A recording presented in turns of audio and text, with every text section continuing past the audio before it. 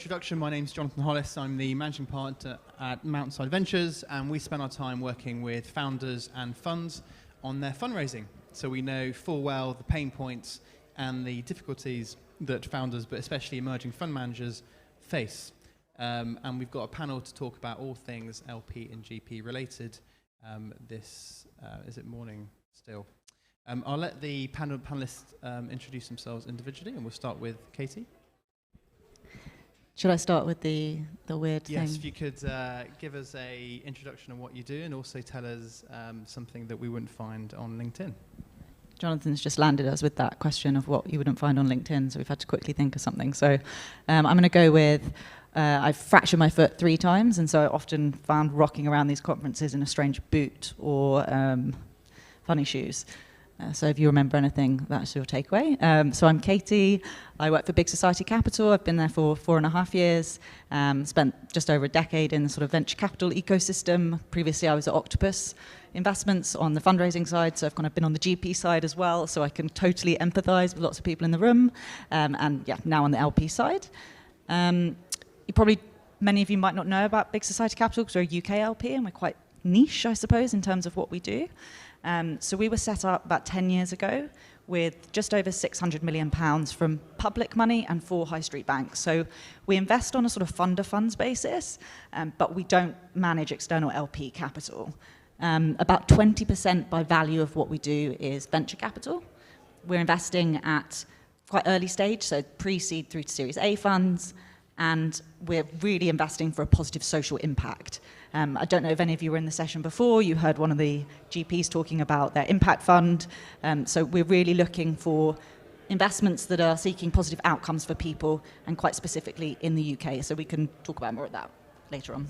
Awesome, thank you. Thank you, Casey, and thank you for that introduction to Big Society Capital. John, would you like to go next? And if you could tell us something that we wouldn't find on your LinkedIn as well, that'd be awesome. Yeah, we just got that question. Hi everybody, my name is John, based in Stockholm, Sweden. I spent like 18, 19 years as a tech entrepreneur, building a couple of tech companies, latest one being Tobii, the eye tracking company. Left that 2018 to become a full-time VC. So founder turned VC, and now as managing partner for Node VC, and a Nordic specialized generalist early stage VC. During my years as a CEO and entrepreneur, I got a lot of opportunities to do angel investments, and I did a few, but I actually mainly started doing LP investments instead, because I just thought that was a better use of my time, or just actually not getting stuck with some angel investments can sometimes become a lot of labor, and I just didn't have the time. And I found that I was invited as an LP to many quite prestigious VC firms as a founder and as a network person, and I used that and sort of built a small family office and a broad engagement in several GPs, mainly across Europe, a couple in the US. And then now as a GP myself, I try to benefit from the network, the knowledge, the sort of the general calibration that I can get from being close and sort of on the inside of other VC firms and how they approach things.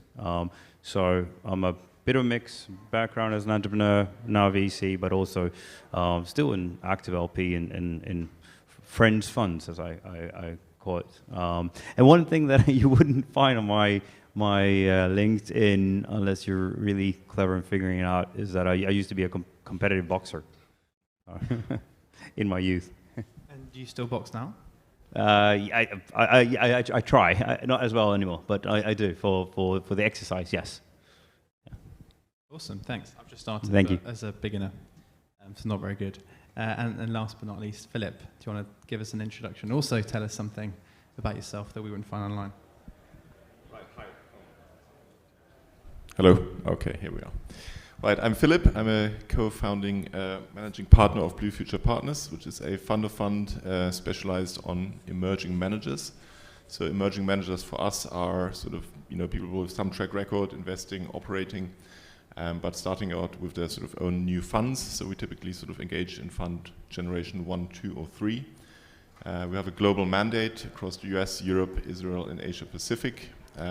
We have something like 35, 36 GP relationships across these geographies to date. But of course, we are long-term partners even beyond Fund 3 if things go as expected. Very happy to be here. Maybe the thing that you could possibly work out from my LinkedIn, because I spent a lot of time in Hong Kong, but I was actually also born there. Here, Hong Kong Invest is one of the main sponsors here, so a nod to them. And yeah, looking forward to the discussion. Thank you, everyone. And so if you're an emerging GP, clearly this should be quite a relevant session for you. I think we'll start with understanding, I guess, what's changed in the last couple of years. You know, we've entered 2023. We hear a lot of negativity in the media about the current market. I think it'd be interesting to hear your thoughts on how you're seeing the market at the moment, both in terms of maybe number of VCs you're seeing, inbounds, maybe in terms of any valuation impacts you're seeing, or just general market appetite. John, do you want to start? Yeah, well, thank you. I think it's been quite interesting. We went out raising a fund start of Q3 last year, so Q3, Q4 raising the fund, which was quite difficult times.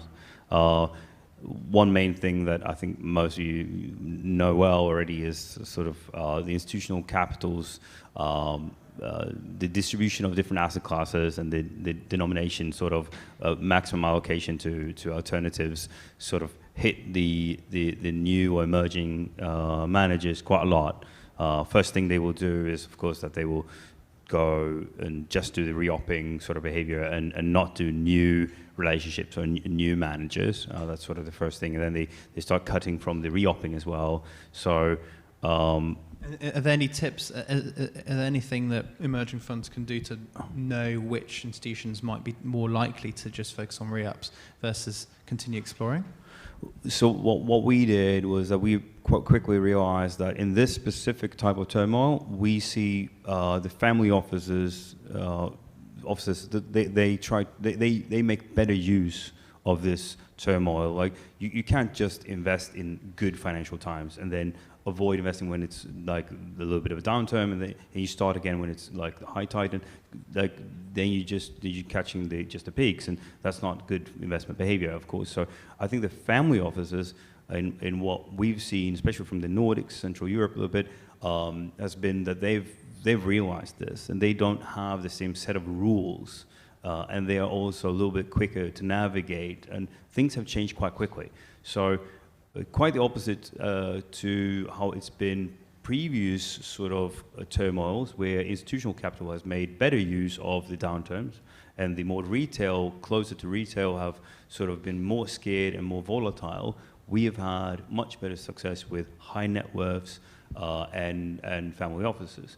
And then we still take the meetings, but we see them as much more long-term relationships. And we understand that Q3, Q4, they will not decide anything. Come Q1, Q2 now, it might be different, depending on how their other asset classes develop. Got it. So your take on the institutions is to understand that they'll likely pause and actually just focus on the family offices. Yeah. Got it. And Katie, do you see that as well as, I guess, an institution yourself? So I was going to answer the question slightly differently, so you've thrown me there. So I was going to ask the question to say, I guess we've seen something quite interesting happen, and perhaps we will see this play out slightly differently in 12 months' time. But where I think there's been lots of managers, yes, have struggled to raise, and emerging managers particularly have felt that. We've seen lots more managers come into the impact space, and so I guess we've had a sense that actually things are perhaps a little bit more buoyant for longer than they might actually be in reality. So, and we've seen a lot more investors interested for the first time. So whereas a couple of years ago, a number of our managers who are emerging, and we may be backing their first, second, or the sort of third fund, I would still classify in that space, but they're really struggling to get some of the sort of more institutional grade fund of funds coming in. Actually, now those investors are starting to kind of wake up to impact. It really is a source of value. We think this is an incredibly interesting and actually quite a lucrative area to be involved in. And these managers really are committed to that space. And so we've seen something slightly different, but I would, totally agree that particularly those sort of earlier funds. I guess you're benefiting from the trend of more impact funds, and so what are you saying that even regardless of the economic turmoil, the impact of more focus on impact funds has softened the, I guess, lower volume or issues that you're seeing in the market? Possibly true last year. I don't know, say this year, but it was sort of 4 times more impact capital raised in Europe last year than there was the previous year, so something like 8.5 billion. So massive growth last year, and we've seen a lot more institutions investing in those funds.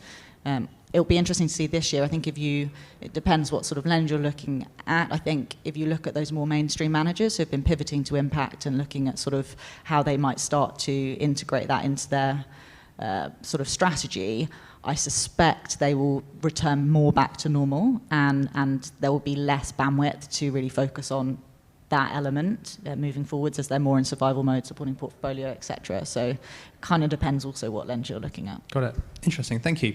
Philip, what are you seeing at the moment? Yeah, so obviously last year was terrible from a fundraising perspective altogether. I think the change in sentiment this year is quite clear to the positive. It's still not going to be an easy year, but it's going to be a much better year. I mean, what happened last year, of course, the market collapsed due to raising interest rates, but there was also sort of a shortage of capital, even with institutional investors, because with sort of the deployment pace having doubled in 2021, a lot of funds came back to the market sooner, and the amount of capital raised in Q4 2021 and Q1 2022 was incredible. And that basically led to a lot of institutional investors having spent their budget in the first quarter, or even the first half of the year. So the second half of last year was, terrible. So don't feel bad about that if you didn't get much traction. I think that has changed completely. And what's positive about this year so far? Well, from an institutional perspective, you have new budgets. You also have a normalization of sort of cash flow models. So again, as a fund of funds, we have every dollar of capital that we commit to you, backed by our own investors. But a lot of the endowments don't actually have that. Pension funds, etc., they just have sort of broad portfolios, very big portfolios, and normalized sort of distribution assumptions, which are sort of put out of whack by the accelerated deployment pace in 2021 and sort of a lot of funds coming back sooner. So a lot of even the larger funds were told last year to slow down, which is ironic because possibly you could have snatched up the best deals last year, but they were sort of told to slow down and not raise too much capital by institutional investors in order to sort of normalize their own internal models with regards to distributions. So that's the main thing that's changed, normalization of sort of distribution models for institutional investors, fresh budgets, so people are back in business. That's what we observe. Got it. And you as a fund of fund, did you decide to invest in fewer funds last year and more funds this year? How have you changed your own behaviors? We made a few investments in the first half of last year for a few new relationships plus a lot of re-ups. But again, we also have our own sort of deployment model, and we also diversify over time. So to be perfectly honest, we didn't add any new names in the second half of last year, but we're definitely deploying again now. Got it. So in a way, you're kind of following what you're seeing in the market yourselves. Yes. Nice, thank you.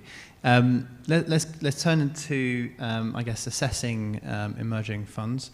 And I think Katie talked about the influx of impact investors. And so I guess my first question is, how on earth do you differentiate between someone who is riding the impact wave versus someone who embodies the impact DNA? Because a lot of funds that we've seen at the moment have added the ESG and or the impact focus, perhaps in order to get a meeting with you and others. And so how can you possibly differentiate the two? Yeah, it's really interesting. And if I sort of take a sort of step back and look at the number of funds that have sort of approached us for investment over the last couple of years, every year that has just increased and increased and increased as people sort of recognise the name of us being an investor in the UK and in venture and being quite committed to that. So, I remember the first year sort of going back about 4.5 years, going out and talking to managers. We had something like 10, like real genuine kind of impact inquiries. The following year we had over 100 EOIs, and it just keeps growing. And so really trying to sort of filter through what those are and who really means impact, because often what people will say is that, oh yeah, we're impact, we invest in tech's going to change the world, so we're an impact fund, which is obviously not what we mean. And so I recall, I think one of the top tier biggest brands making that argument of, we're investing in tech hire people, and therefore we're investing in people, and that has a positive impact on the economy, therefore we are an impact fund. Yeah. So that's obviously not what we mean. So for us, we have pretty stringent kind of process when we're looking at managers, and one of the biggest things is time, right? So this is going to be one of my tips for later, but we will get to know managers, at least a year before we're likely to invest. Often it's much longer than that, and sometimes GPs will come to us. We'll have a first meeting. They won't have quite kind of got their strategy quite right. Doesn't mean it's a no, but it's they need to go away and work on things. So some of it is just really assessing the values alignment piece, which you have to do over time. We ask all of our managers if they are not, we ask all of our managers whether they are kind of a dedicated impact fund with a track record in that space, or whether they're kind of coming to it new, to actually look at their existing portfolio or previous deals that they've done and map those to the impact that they think they're having. And so there's quite a few frameworks out there. If you're not familiar with something like the Impact Management Project, we use that as part of our due diligence. And so actually asking GPs to go through quite a few hoops tends to sort of sift out who really means it and who doesn't, because actually if they're really interested in going on the journey, then they will take the time to analyze their portfolio, and a lot of it comes out when you're talking to them. So do they really understand what outcomes they are trying to achieve? Do they have a kind of theory of change? There's quite a lot of kind of impact jargon which you want to cut through, but you can generally get there, but it does take time, and you might not always get it right, but yeah, you sort of learn. Nice, thanks. I feel like you would hunt them and find them out from that methodology. John, I guess I'm very interested in the way that you approach this, because, of course, investing in VC funds isn't the core day job, and you've got your own funds that which you're deploying and which you're raising, and I imagine therefore that time is precious. And how do you therefore decide which of the 2,000-3,000 VCs are worthwhile your time? Well, good question. I obviously don't have the same time available. I don't have the same sort of deal flow as a professional fund would have, or fund investor, I should say. But what I do have is that I work together with and hang out with all the GPs as a peer. So talking about impact, for example, it's very clear to me how many, and to some extent also which GPs are actually just going impact for the sake of that's where the LPs are. And I think it's a great thing to give it some time to really sift out who's in it for just the kind of quick fundraise and getting that done, So, but just long relationships.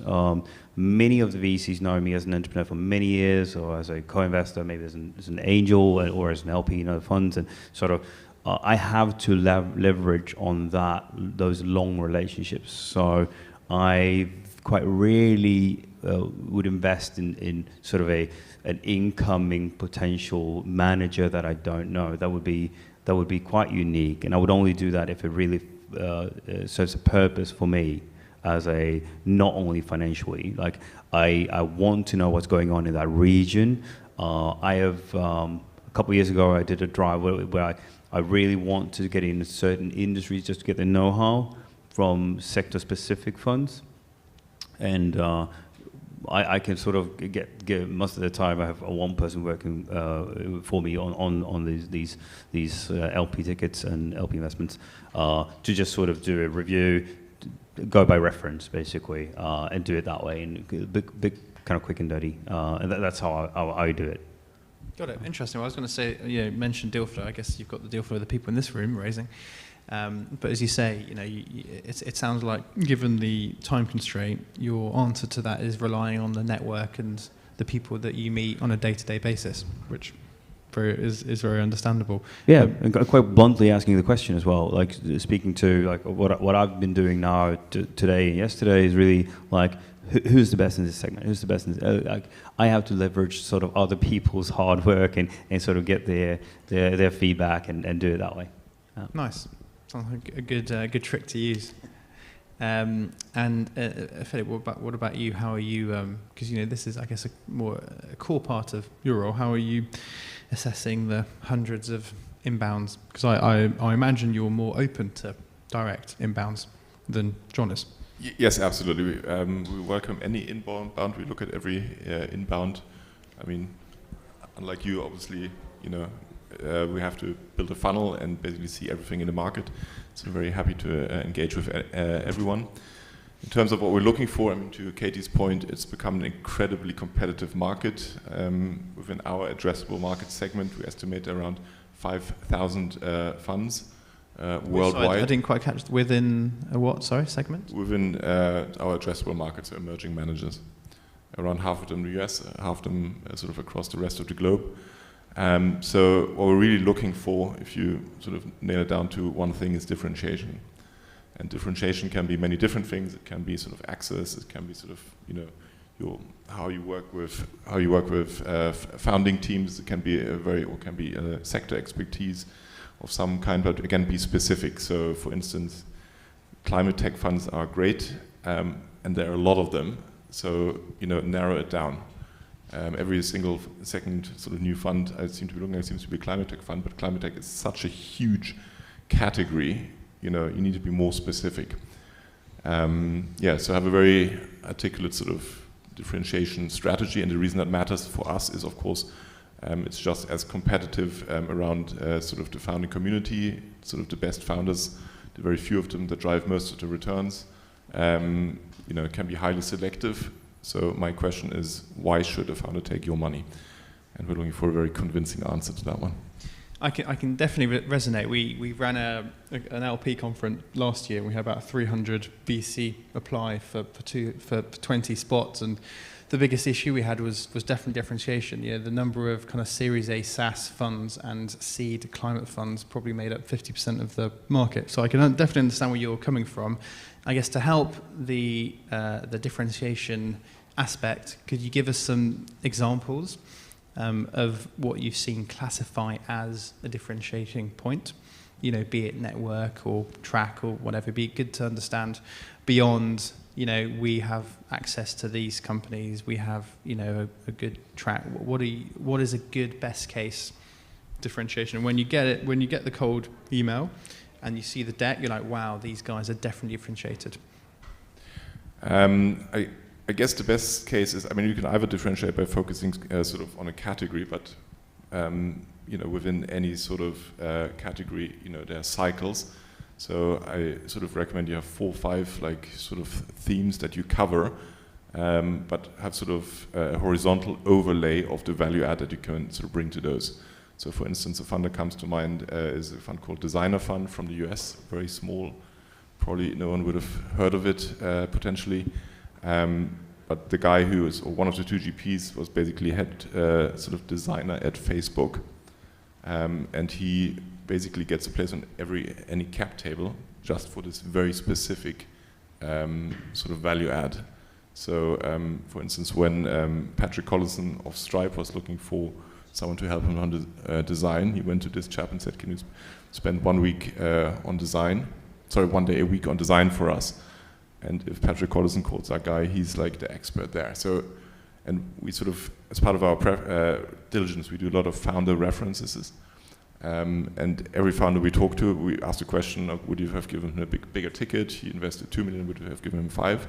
The resounding answer to that question was always no, but we'll always make space for this guy or this team because they help us recruiting the best people for design. So just as an example, just something, it's sort of horizontal that you can apply across different verticals, but a very specific, very credible value add to founding teams. Got it. Yeah, I hadn't really thought about a differentiation in that respect. So you're talking about differentiation with respect to founders as opposed to differentiation with respect to sourcing the best deals is why the founders actually come to you. Yeah, I mean, sourcing is one thing that you also need to cover, but the question is, why should the best founder for, I don't know, in this vertical, why should they take your capital? Got it. Great. And I guess what do you see as the next step? So, if you're convinced that this VC fund has, can attract founders, is there an additional layer on top of that around differentiation that you look at, or for you that's sufficient? Well, the next step we look at is sort of building a brand behind that. So a fund in Europe, for instance, that did it relatively well is Point9 Capital, Enterprise SaaS, German firm, but obviously pan-Europeanly active. And they've just sort of become the go-to fund, I would say, in that space by building a great sort of brand behind that. So stand for something very specific, build a brand behind that, so you become an aspirational sort of firm that founders might seek out. Got it. Thanks. Super useful. Coming on to general tips for emerging funds. I suspect there's many in the room. If you were to pick one key tip, I guess Philip's already talked about differentiation a little bit. John, what would you say is the biggest piece of advice? Maybe not just thinking about your own strategy, but overall. Yeah, I think it's hard to give just sort of one advice that works for all, obviously, but investing long term in the relationships is probably the advice that many would give, and it holds absolutely true. It doesn't matter if you're raising VC money to your startup or if you're raising LP money to your fund. You have to invest long term. And be extremely transparent. I think is like rather share bad news, but share news just to keep the information flowing, to give your potential investors a feeling that they can follow what you're doing. Somewhere there they will figure out who you are, what you're looking for, how you approach things, and that will give sort of the comfort that will lead to an investment, hopefully. If I was being a devil's advocate on that, and I think this is something that we talked about with founders recently, is one of the issues for a founder to do that is when they produce their deck and they share it with the VC and they say next year they're going to be, the next unicorn and next year passes and they haven't met any of the metrics that they've proclaimed. The Series A or B fund will have the deck and will compare the deck to the pro deck. With a VC fund, I guess the similarity, and we see many of these across the funds that we speak to, is that many of them take 2, 3, even 4 years to raise. And so if you're a emerging fund and you're speaking to an institution and you say we're going to be closing our round, next year, and 2 years later you're still raising, there's probably a negative aspect that goes around the community of you're still raising. How do you balance that issue with building long-term relationships? I think I would recommend everybody to try to sort of withhold from getting into that whole circus of overpromising. Like if you're an entrepreneur, you'll overpromise. You'll always some VCs will try to push you to promise next year you'll hockey stick, immediately. I think the good investors, they will see past that. You present something that is more realistic and they can see that it is more realistic. They will just not put you next to the ones that put the hockey stick out day one. And they will cherish that, because what will happen is you will be back in a year with the same story, and it will have taken longer time. So that will separate you from the ones with hockey stick day 2, day 3 kind of type of pitching funds as well as startups. I think it's going to take a little longer. Some quick buck type of investors will I want to see a sort of a net IRR kind of on this, and it's just paper. I can give you any number, but you have to look beyond that, and good investors do. I've actually gotten the feedback many times that I don't want to see your sort of what you think it's going to be. I want to see how you work and what you will do, and I will sort of judge how well I think it's going to go. Got it. Great, thank you. Casey, what about you? What's your top tip or second top tip? Well, you've both covered 2 of my 3, so that's reassuring. So my other one was going to be just get out there. So you've talked about getting out there early and building long-term relationships, but the VC community, from my experience, is one of the most collaborative and open communities. We're a sort of multi-asset investor, so more so than I think any other asset class. So really use that to your advantage and try and find your peers. And so particularly if you're emerging managers, we know, the groups of emerging managers and other LPs will identify, oh yeah, they sit in that bucket. That's kind of that lot. And the reason those names often spring to mind, and when I have conversations with other LPs, it's because we kind of see them out and about, and they are taking the opportunities to speak at panels, maybe to speak at smaller conferences, maybe it's go out to dinners, but they are just networking and working with their fellow emerging managers to get introductions. There is, when you have so many opportunities come to you, there's nothing better than actually having a warm referral. So having another manager say, hopefully one that we've backed or that we're have a good relationship with, saying, oh, actually, you should check out them. And that shows, A, that they understand your strategy, and also that it's probably quite a good referral, because normally most people want to refer somebody that they think is credible. So yeah, definitely get out there and network and use that kind of openness to your advantage. That's an awesome tip, and I think that also applies to founders in the room. The best type of warm introduction is a existing portfolio of a VC, if you can find one.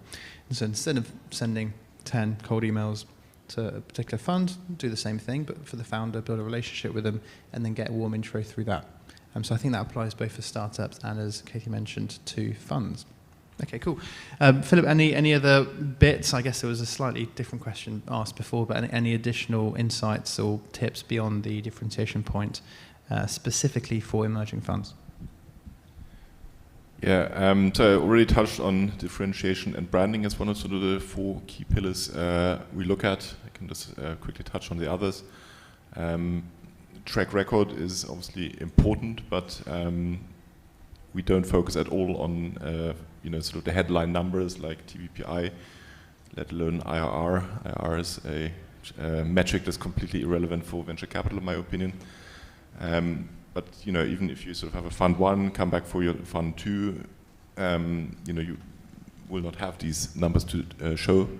So in terms of presenting your track record, sort of zoom in to the company level, and that's something we look at, and really show the quality of the founding teams, sort of early traction they have, and whatever it might be. So show your track record by highlighting the quality of the companies in your portfolio, rather than showing like sort of headline stats, because that's what we're really interested in. Another thing we're very keen on is, and also fits into the sort of track record bucket, but is stability of partnership. So we invest in solo GPs, we invest in sort of multi-people partnerships, but sort of one of the biggest risks for LPs is that those partnerships fall apart. So show that, prove to me in a way that your partnership will still be together in 10, 20 years time, because that's obviously the time horizon across which we invest. And that's, again, show, where you have worked together, where you have overcome problems together, show that, and, show your motivation. Why will you really sort of stay a team for the longer term? The third sort of pillar is that we look is platform. So whatever it is you offer to founders, how do you deliver it? That starts with your tech stack, the resources that you have within your firm to help founders. There's obviously different models. You might have like sort of a network of preferred providers, or you might have in-house resources, head of platform or whatever, to provide that value to founders. But back to the earlier thing, the overriding question is, why should a founder pick you? So whatever your answer is to that question, how do you deliver it? And that's sort of the platform thing that we're looking for. And the fourth one, I'm not going to go into depth, is portfolio construction. So with the emerging manager model, we underwrite to a 3 to 5x potential outcome. Obviously, if it's more, it's great. But the way we validate that is looking at portfolio constructions, and that's something worth spending a lot of time on. There's no right or wrong answer here. Some people sort of optimize or for optionality, do a lot of initial investments, then try to buy up ownership in subsequent funding rounds. it's a sort of great idea, but prove to me, which of your previous outlier companies have you actually been able to expand ownership in subsequent rounds, because it's sort of growth rounds, etc. Things become very competitive. It's hard to increase ownership, but if you can prove that you've done that in the past, that's a great model. The other end of the spectrum is obviously a very concentrated portfolio, buy maximum ownership upfront. So whatever it is, spend a lot of time thinking through that. And if we're in advanced due diligence, we'll definitely be talking a lot about that. Nice, thank you. All those very interesting points. Just picking up on the, actually, I'm not going to pick up on the last one. I might ask if there's any questions in the room. We've got a few minutes yet. Go ahead. So, is it on? Yeah. So, hi, I'm Matti from Butterfly Ventures. I've been discussing with fund investors and LPs. There are some that prefer being in the first closing of a fund, and there are some that prefer to wait. That if you have the first close, it's kind of it's real. What's your sort of a preference or take on this in general? I don't think we have a strong preference. We are often in the first close, and just by the nature of the type of managers that we're backing and trying to get the kind of real clarity on their impact practices in early. So yeah, we're very happy and often in first close. Yeah, we're also very often in the first close. The reason is we are conviction investors, so we don't need you to, obviously we need to have comfort that you get to your target fund size, but that's why the sort of threshold for the first close shouldn't be too low. But beyond that, we want to build sort of very good relationships with our GPs, and we know that being in the first close is worth a lot more to GPs than hanging out and being sort of the last check in. So we do not mind at all being in the first close, and we'll strive for that. If it makes sense. Yep, John, any preference? I always find this quite fascinating, like the dynamics around first close, later closes. I think the compensation for being in first close is usually not enough. I think it's systematic a little bit. I would like it to be the standard to be even more tilted towards giving back to the first close fund, the investors. I'd say many times the sort of compensation interest rates calculated have been quite low. Now with interest rate risk moving, it's not really adjusted for that, I feel, sort of in what I see. But I can be sort of, when I do an LP investment, it's by dedication, it's to form a friendship. It's for a bit more than just the financial return. So for me, I can definitely afford to jump into the first close with the benefit of the manager appreciating it so much. It really means that I will get a better relationship. So I think that's where you recoup the fact that you might have less information when you make the investment decision. And as a GP, my first close investors, they are special to me, of course. Got it. So happy with first close all round, which I guess is positive news. Yes. One more. Maybe two more.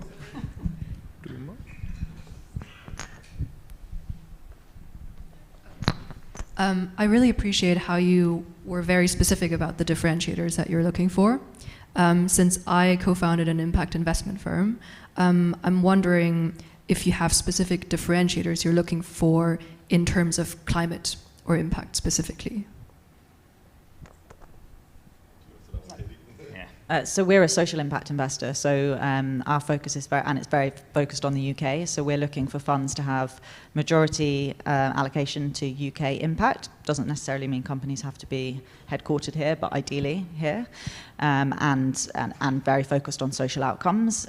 Within that, I think it's particularly on underserved groups. So particularly where managers can articulate that they understand perhaps the needs of people on lower incomes or people that are less well served by other interventions that kind of exist within the markets that they're looking to deploy. So we're quite specific. Climate, for us, we got about 40% of our inbounds last year in climate, but we're not a climate investor at all. Yeah, I'm just not really to reiterate that point. Measurability is, I think, the key here. How do you measure the impact? Thank you. Okay, cool. I think that's it. So to close, I learned a lot, so thank you so much to our panelists. I hope you did too. I think we'll just do a quick round, a 10-second from each person if you are able, if you receive warm inbounds, or what's the best way of contacting you if you are open to be contacted? Philip, do you want to start? Sure. So, as an advance warning, I have to head out to the airport straight away. But as I said, we love to hear from you. Best way to reach out, we have a form on our website. You can ping me on LinkedIn. I guess these are the two best ways. John? Yeah, well, I'm quite easy to find. I use my node.vc email for everything as well. So john@nodevc, that's how you find me. It's quite easy. Yeah. Awesome. Katie? Yeah, also easy to find. And if you're not a UK social impact investor but are interested in impact, then I'd encourage you to go to Impact VC, which we launched last month. And that is a place for VCs who are interested in impact. And there's over 350 members now. So go check that out, join the community, and meet your peers. Awesome. Thanks. And as for me, my email's on my LinkedIn, so feel free to jump and connect. Great. I think we'll call it a day. Thank you for listening, and thank you to our panelists.